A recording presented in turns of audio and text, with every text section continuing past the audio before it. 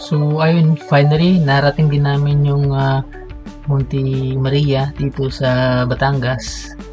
Almost 4 hours din naman ang biyahe galing sa Manila papunta rito. At ayun no, natatanaw na natin yung statue ni Monte Maria dito sa Batangas.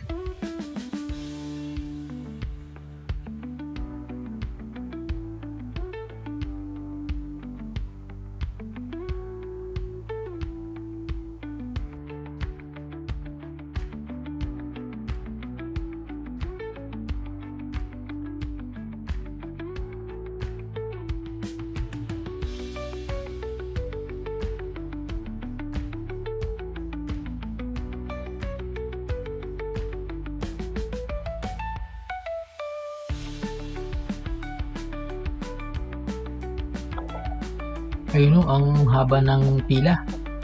So pipila tayo para makapasok tayo sa loob. May nag-aabang na guard dun sa unahan. So bibigay sila ng passway para makapasok tayo sa loob. So magbabayad lang tayo no. So, hindi natin alam kung magkano babayaran natin. So ang mahalaga ay makapasok tayo dun sa loob. Ayan.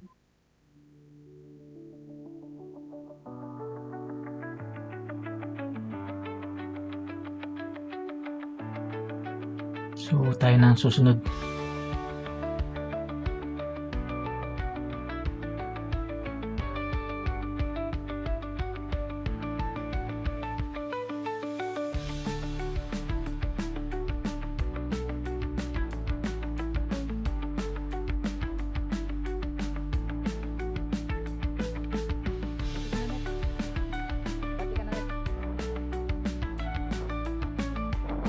Ito na, ito na.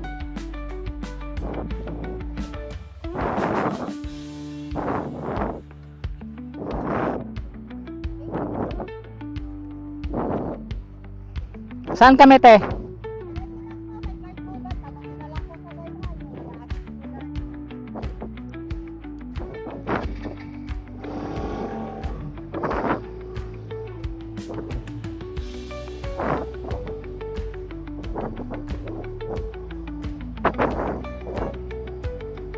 So, ayan.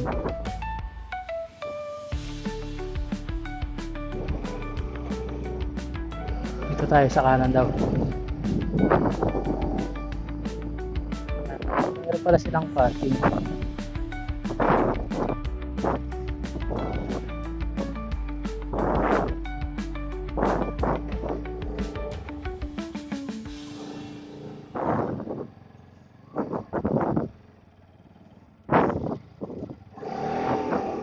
Ayun po.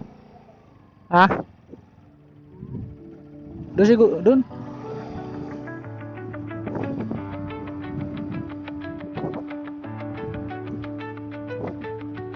Saan tayo? Diyan, baka pwede na dyan.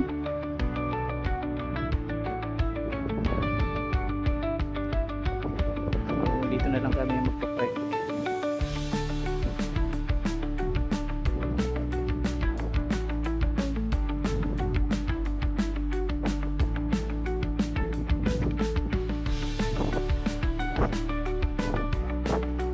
Saan?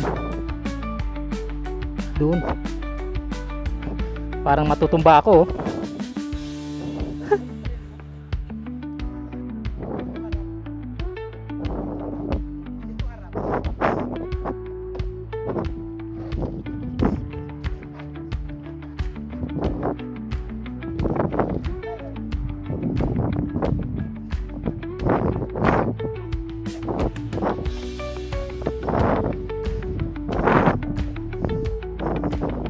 Problema yung helmet.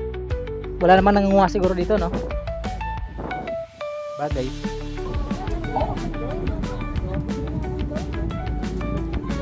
Nandito na kami ngayon sa loob ng compound ng Monte Maria dito sa Batangas. So lalakarin na lang namin na papasok doon sa loob kung saan naroon yung glass walk. So since malapit siya kaysa doon sa statue ni Monte Maria, so uunahin namin siyang puntahan.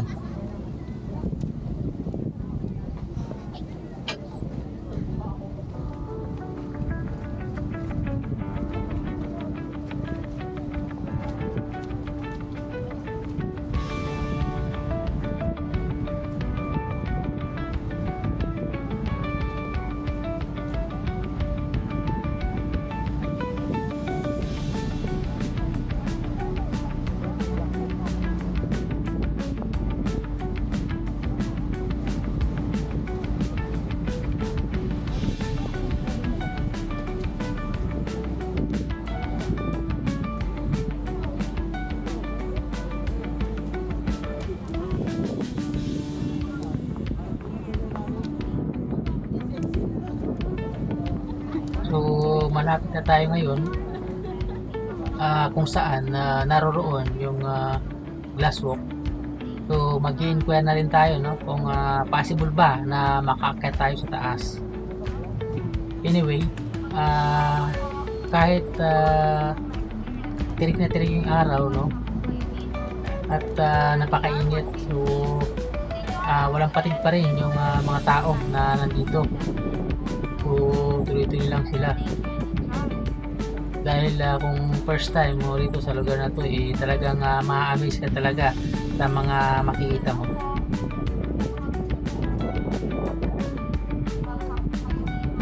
So ayan, no, may narinig na tayong nag-a-announce. So magtatanong na lang tayo kung paano makaakyat dun sa taas. Kung malalaman natin to ngayon.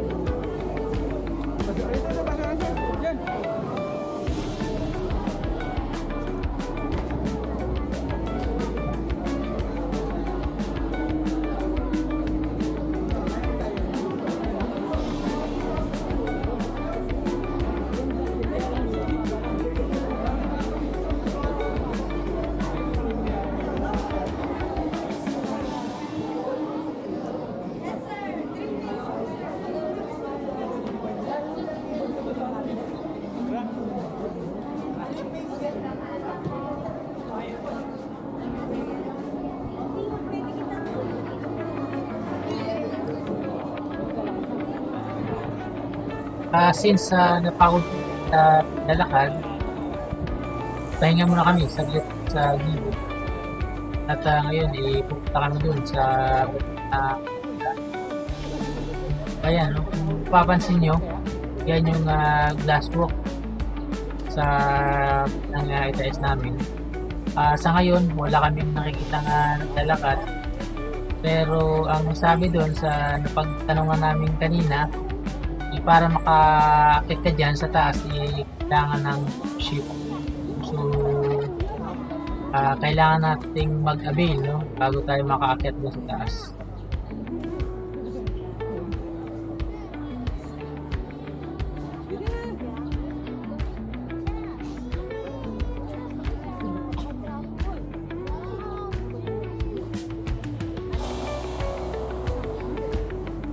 Napakaganda talaga ng lugar, no? Dahil sa overlooking, nakita mo dagat sa baba, taas ang elevation sa lugar na to.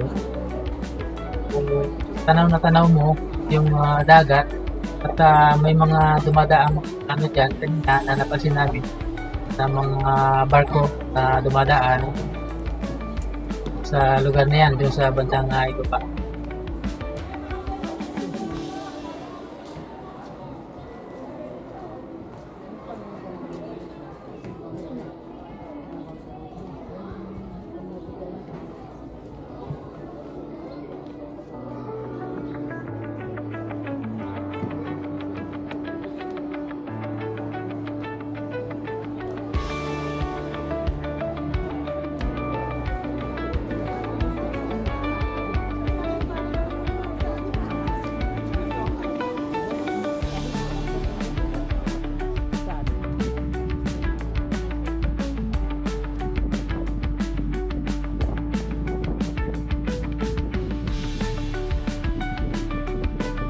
After namin maipot yung baba, dito naman kami sa taas, no? Ito kami ng statue. So ayan, ano, napaganda ng view na makikita nyo sa lugar na to. So yun nga, yung nabagit ko kanina, no? So magkabilaan yung dagat kung mapapansin mo. Tapos meron silang steps paakyat hanggang dun sa pinakataas.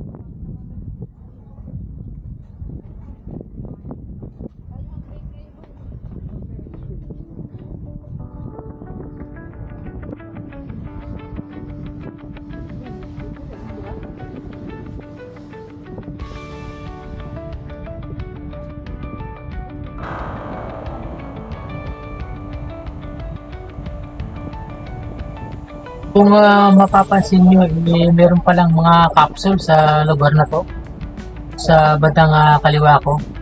So makikita natin yun na mamaya, mga capsule na yan, mukhang malalaki siya, no?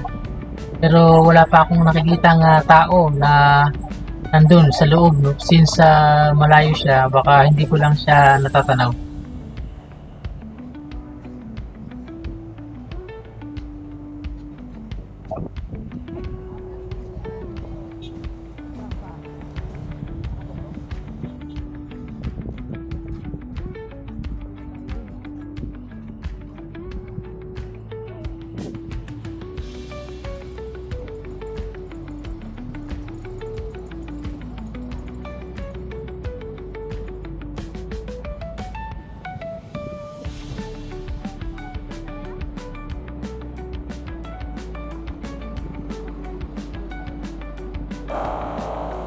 Laki ng capsule, para siyang bus kung pagmamasdan mo. Ayan, no?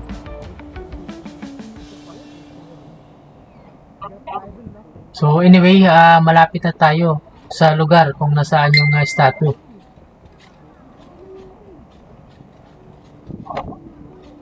Wala pa nga mga tao no, sa capsule.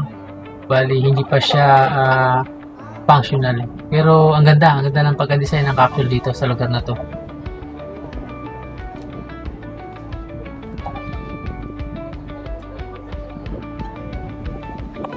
Ayan, kunting lakad na lang at mararating na natin yung statue ni Monte Maria. So ang ganda ng ang ganda ng daan. Ayan, so gawa yan sa WPC yung daan na yan. At ang daming tao kahit na katanghali ang tapat, no? Parang ayaw nilang mag pasilong dahil ni-enjoy nila yung moment na nandiyan sila sa lugar na yan.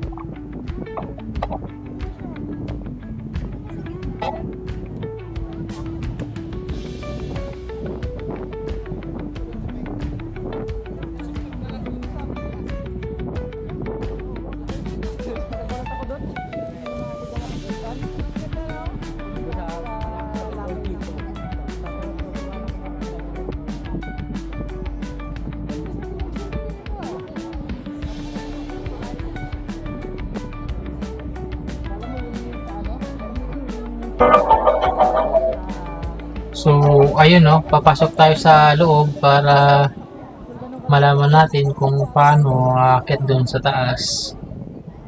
Ang daming nakapila no, halos lahat pala to nang nandito aakyat doon sa taas no.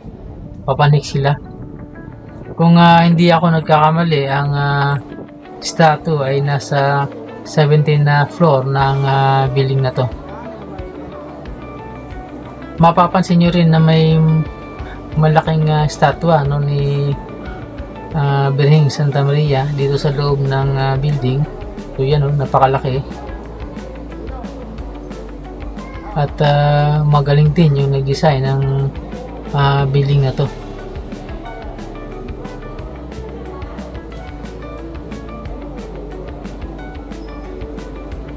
So para makaakyat tayo dyan sa taas, kailangan nating pumila.